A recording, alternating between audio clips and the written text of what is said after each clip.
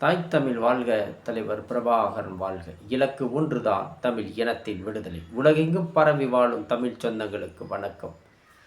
ஈனப்படுகொலை நாள் 16 மே, மே 16, 17, 18 இந்த 3 நாட்களும் அனைத்து தமிழர்களுக்கும் ஞாபகம் இருக்குன்னு நினைக்கிறேன். எது மறந்தாலும் இதை மறக்க மாட்டோம் நாம். சுமார் 2 லட்சம் உறவுகளை இழந்து வாடுகிற நாம், குழந்தைகள், வயிற்றில் உள்ள குழந்தைகள், பெண்கள், ஆண்கள், முதியோர்கள், பள்ளி குழந்தைகள் என்று 2 லட்சம் உறவுகளை கொன்று குவித்த பாவிகள் வாழும் தேசம் இது. இனப்படுகொலை எந்த நாட்டிலையும் எங்கேயும் கிடையாது. இதுபோல ஒரு கேவலமான இந்த தேசத்தில் மனிதர்கள் பயணிக்கிறார்கள். எப்படி இன வெறி கொண்டு மனிதனை தாக்குகிறார். சமாதானம் என்பது இல்லையா? மானகட்ட கூட்டங்களே, இனப்படுகொலை, ஒரு நாட்டின் போர் தொடுப்பது என்பது சும்மாவா? எத்தனை உயிரினங்கள், எத்தனை பொருட்கள் உடைமைகளை இழக்க வேண்டும்? மீண்டும் அதை கொண்டு வர முடியுமா? முடியாது. என் நாடு உன் நாடு, என் தேசம் உன் தேசம் என்று வெறிகொண்டு பயணிக்கும் மிருக கூட்டங்களே, பதவி, பணம், பட்டத்தை வைத்து ஆடிக்கொண்டிருக்கிற மிருக கூட்டங்களே, நீங்களும் ஒரு நாள் புழுக்கள் உடம்பில் நெண்டிக்கொண்டு சாகலாமா சாக முடியாதா என்று துடிதுடித்து சாவீர்கள். இதுதான் உண்மை. என் இன மக்களை கொன்று குவித்த எந்த பாவிகள் இருந்தாலும் சரி, எந்த கயவன், எவன் நயவஞ்சகன், எந்த கொடிய மிருகம் இருந்தாலும் சரி, அவன் அழிந்து போக வேண்டும். துடிதுடித்து சாக வேண்டும். கஷ்டத்தோடு சாக வேண்டும். உடனே அவர்களுக்கு சாவு வரக்கூடாது. இதுதான் என்னுடைய சாபம். இந்த ஈனப்படுகொலை என்பது சிங்களரனுடைய அச்சுறுத்தல். தமிழர்கள் மீது ரொம்ப வெறிகொண்டு பயணித்தார்கள், ஈகோவாக பயணித்தார்கள். சிங்களர்கள் தமிழர்களை அச்சுறுத்தல் பண்ணிக்கொண்டே இருந்தாங்க. கொஞ்சமாக நாளடைவில் தமிழர்களுக்கு ஒன்று விடுதலையாக பயணிக்க இந்த தேசத்தில் இடம் வேண்டும் என்று பிரபாகரன் என்ற ஒரு மாவீரன் தமிழ் மக்களுக்காக ஒரு ராஜ்யத்தை, ஒரு சாம்ராஜ்யத்தை, ஒரு அரசை அமைத்தார். 37 வருடங்களாக சிறப்பாக ஈழதேசம் விடுதலையோடு மக்கள் அமைதியாகவும் சிறப்பாக பயணித்தார்கள். ஆனால் அங்குதான் ஒரு சதி திட்டம் திட்டப்பட்டது. பிரபாகரன் கூட இருந்த கருணாகர ஒரு காட்டிக்கொருக்கிற எட்டப்பன் நாய் இருந்ததுனால அந்த பிரபாகரனுடைய மிலிட்ரி ரகசியமெல்லாம் இலங்கை அரசிடம் சென்று விற்று விட்டான். இதுதான் உண்மை. காசுக்காக விற்று தமிழர்களுடைய பிரபாகரனுடைய இலங்கை இராணுவ ரகசியங்களை அங்கு சென்று கொடுத்து விட்டான். அப்பொழுது சிங்களர்கள் போர் தடுக்க அவர்களுக்கு ஈஸியாகி விட்டது. அதனால் இங்கு சிங்களர்கள் தமிழகத்தில் கருணாநிதி என்ற ஒரு கயவன் இங்கே ஆட்சி புரிந்தான். சென்ட்ரல்ல ராஜீவ்காந்தி என்ற வெறிகொண்ட ஒரு மிருகம் ஒருத்தன் ஆட்சி செய்தான். அந்த ஆட்சி செய்யும்போது தான் ராஜபக்சோ ராஜீவ்காந்தியிடம் பேசி, இதுபோல சிங்களரிடம் தமிழரிடம் நாங்கள் போர் தொடுக்க வேண்டும் என்று உங்கள் இராணுவத்தை அனுப்புங்கள் என்று ஒரு லெட்டர் மூலமா தெரிவிக்கிறார் ராஜபக்சோ. அப்போது ராஜீவ்காந்தி என்ன பண்ணுறாருன்னா, கலைஞருக்கு அந்த லெட்டரை சப்மிட் பண்ணுறாரு, அனுப்பும்போது கலைஞர் என்ன பண்ணிட்டார்னா, இந்த தமிழர்கள் மீது நீங்கள் போர் தொடுக்கலாம், இந்திய மிலிட்ரி அங்கே நான் அனுப்புகிறேன் அப்படின்னு கையெழுத்து போட்டார். யார் போட்டது? ராஜீவ்காந்தியும் போட்டது, கலைஞரும் போட்டது. அப்பொழுதுதான் நம்ம நாடு, இந்தியா நாடு மிலிட்ரி போயிடுச்சு. அது மட்டும் இல்லாமல் கிட்டத்தட்ட ஒரு 17 நாடுக்கு அணுகி இராணுவத்தை வாங்கி இந்த இலங்கை அரசு பிரபாகரன் என்ற ஒரு மாவீரன் மீது போர் தொடுத்தார்கள், ஈழத்தின் மீது போர் தொடுத்தார்கள்.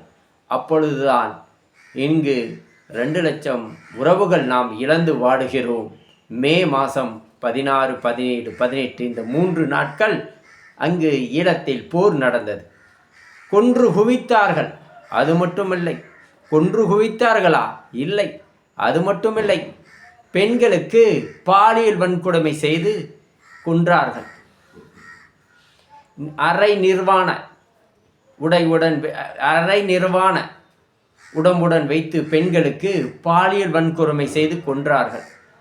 அதே போல இளைய தலைமுறைகளுக்கும் பாலியல் வன்கொடுமை செய்து கொன்றார்கள். இந்த இராணுவம் அதிகமாக இந்த பாலியல் ரீதியில் செய்தது இந்திய அரசு தான், இந்திய மிலிட்ரி தான். இதுபோல ஒரு கேடுகட்ட இந்த தேசத்தில் நாம் வாழ்ந்து கொண்டிருக்கிறோம் என்பதுதான் இது ஒரு கருத்தாக நாம் முன்வைக்க முடியும். எத்தனை உயிரினங்கள் எப்படி துடிதுடித்து இறந்திருப்பார்கள் என்பதை உணர்வு கொள்ள வேண்டும். நமது தொப்புள் குடி உருவான இலங்கை தமிழர்கள் எப்படி இறந்திருப்பார்கள் என்பதை ஒவ்வொருத்தரும் புரிதலோடு தமிழகத்தில் பயணிக்க வேண்டும். அது பயணிக்கல. இங்கே சில தமிழகத்தில் ஆரியனிடம் 5-10 வாங்கி சென்று அவனுக்கு ஜால்ரா அடிக்கிறான், திராவிடனிடம் காசு வாங்கிட்டு அவனுக்கு ஜால்ரா அடிக்கிறான். இங்கேயும் தமிழகத்திலும் எட்டப்பன் கருங்காலியாக வலம் வந்து கொண்டிருக்கிறான் தமிழன், ஆரியனிடமும் திராவிடனிடம். இதுதான் உண்மை. இதனால தான் நம்ம தமிழகமும் நாசமாக போயிட்டுருக்கு. காரணமே இதுதான், வேற ஒன்றுமே இல்லை. ஒற்றுமை என்பது தமிழர்களிடத்தில் இல்லவே இல்லை. காட்டி கொடுக்கிற வேலை, கூட்டி கொடுக்கிற வேலை மட்டும் நம்பர் 1 செய்வான் தமிழன். இதுதான் உண்மை. அன்பு சொந்தங்களை, நம் இனம், நம் மொழி, நம் கடவுள், நம் தேசம் என்று இருக்க மாட்டான். அந்நியனுக்கு காட்டி கொடுக்கிற வேலையாகவே பயணிச்சிட்டு இருக்கிறான் தமிழன் சில பேர். இப்போ பாருங்க, திராவிடனிடம் இருக்கிறான் தமிழன், ஆரியனிடம் இருக்கிறான். எதற்கு? 200க்கும் 100க்கும் மாரடிக்கிறான், ஜால்ரா அடிக்கிறான், எட்டப்ப வேலை பண்ணி கொடுக்குறான். அதனால தான் தமிழகத்தில் தமிழன் தமிழ்நாட்டை ஆள முடியவில்லை. இதுதான் உண்மை அன்பு சொந்தங்களே, வேறு ஒன்றுமில்லை. இதுதான் உண்மை, சொல்வதற்கு வேறு ஒன்றுமில்லை. இதுதான் உண்மை. உலக நாடுகள் துணையோடு திட்டமிட்டு நடத்தப்பட்ட இனப்படுகொலை, குழந்தைகள், பெண்கள் உட்பட்ட சுமார் 2 லட்சம் உறவுகள் இழந்து வாடும் தமிழர்கள் நாம். மே 16, 17, 18 இந்த 3 தினங்கள் ஈழத்தில் போர் நடந்தது. அந்த நினைவாக தான் இன்று நான் இதை பேசிக்கொண்டிருக்கிறேன். அன்பு சொந்தங்களே, இந்த நூற்றாண்டுகளில் மிகப்பெரிய இனப்பேரழிவை, சாவை கண்ட நாம் தமிழர்களின் இதனை கடந்து மறந்து போக முடியாது. இதுதான் உண்மை. எதை மறந்தாலும் மறப்போம் தமிழன். இந்த இனப்படுகொலை மட்டும் மறக்க மாட்டோம். உண்மையுள்ள தமிழனாய் இருந்தால் மறக்க மாட்டான். ஆரியனுக்கும் திராவிடனுக்கும் எட்டப்ப வேலை பார்க்குற தமிழனாக இருந்தால் அவன் மறப்பான். அவனுக்கு என்ன இருக்கு? நம்ம தேசத்தில் இனப்படுகொலை நடந்தால் என்ன, பெண்கள் பாலியல் வன்கொடுமை நடந்தால் என்ன, தமிழகத்தின் இயற்கை வளங்கள் சுரண்டல் போனாலும் என்ன, அவனுக்கு என்ன கவலை? யாருக்கு? ஆரியனுக்கும் திராவிடனுக்கும் எட்டப்பன் வேலை பார்க்குற தமிழனுக்கு என்ன கவலை? இதுதான் உண்மை அன்பு சொந்தங்களே. ஆகையால் அந்த பேரழிவு இங்கு தமிழகத்தில் நடக்குமா நடக்காதா என்பது நம் கையில் இல்லை. இருந்தாலும் அங்கு நாம் அந்த ட்ரெய்லரை நம்ம பார்த்துட்டோம். இனப்படுகொலை எப்படி நடந்ததுங்கிறது நாம் ஈழத்திலேயே பார்த்துட்டோம். அதே மாதிரி தமிழகத்தில் நடக்கக்கூடாது என்பது நாம் முன்னெச்சரிக்கையோடு இங்கு நாம் இன வெறி கொண்டு பயணிக்க வேண்டும். இதுதான் உண்மை. அனைத்து தமிழர்களும் ஒன்றுபட்டு ஒற்றுமையுடன் செயல்பட வேண்டும். அப்பொழுதுதான் தமிழகத்தை நாம் மீட்டெடுக்க முடியும்.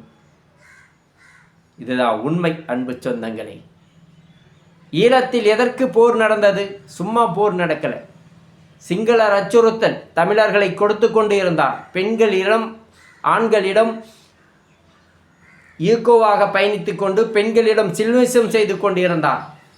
அப்பொழுதுதான் அவன் சீண்டினால தான் கொஞ்சம் கொஞ்சமாக சீண்டினால தான் நாம் அதை தனி ஈழமாக பிரபாகரன் ஐயா கட்டமைப்பு பண்ணி தனி ஒரு நாடாக தனி ஒரு அரசாங்கமாக 37 வருஷம் இலங்கையில் இலங்கை அரசுக்கு டஃப் கொடுத்துட்டு நம்ம தமிழர்களை காப்பாற்றி கொண்டு இருந்த ஒரு சிறந்த மாவீரன் பிரபாகரன். எப்பேறுபட்ட மாவீரன் சொல்லும் பார்க்கலாம். அந்த சிறந்த மாவீரன் தன்னுடைய குடும்பத்தையும் தன்னுடைய தமிழ் இனத்துக்காக உயரவிட்ட அந்த மாவீரனுடைய குடும்பத்திற்கு நாம் என்ன செய்ய போகிறோம் கைமாறி என்பது தமிழர்களுக்கு தெரியவில்லை. சில தமிழர்களுக்கு புரியது, சில தமிழர்களுக்கு புரியவில்லை. எட்டப்பன் கருங்காலி காட்டி கொடுக்குற வேலை கூட்டி கொடுக்குற வேலை பார்த்துட்டு இருக்கனால தான் இந்த நாடு இந்த தமிழகம் இந்த நிலைமையில் நாம் ஒற்றுமை இல்லாமல் எவனோ இங்கே ஆட்சி செய்து கொண்டிருக்கிறான். இதுதான் உண்மை. அன்பு சொந்தங்களே, மாற வேண்டும். மாற்றத்தை சந்திக்க மாற்றம் நாம் தான் தர வேண்டும். மாற்றத்தை எவனும் தரமாட்டான். உங்களுக்கு ஒன்று தெரியுமா? 55 வருஷமாக திராவிடன் நம்மளை ஆண்டு கொண்டு இருக்கிறான். தமிழர்கள் அடிமை திராவிடரிடம் 55 வருஷமாக. அதற்கு வெள்ளைக்காரனே இருந்திருக்கலாமடா. திராவிடனும் வெள்ளைக்காரனும் ஒப்பிட்டு பார்த்தா வெள்ளைக்காரனே பெஸ்ட்டு, திராவிடன் ரொம்ப மோசம். அதுபோல் இந்த தேசத்தில் ஒற்றுமை இல்லாததான் தமிழன் சுக்குநூறாக பிளவுபட்டு கிடக்கிறான். அதுக்காக இனப்படுகொலையில் இழந்த என் அன்பு சொந்தங்களுக்கு மனமார்ந்த அவர்களின் என்னுடைய அனுதாபத்தையும் என்னுடைய துக்கத்தையும் அவர்களிடம் நான் பகிர்ந்து ஒரு நிமிஷம் மௌனத்தை கடைபிடிக்கிறேன்.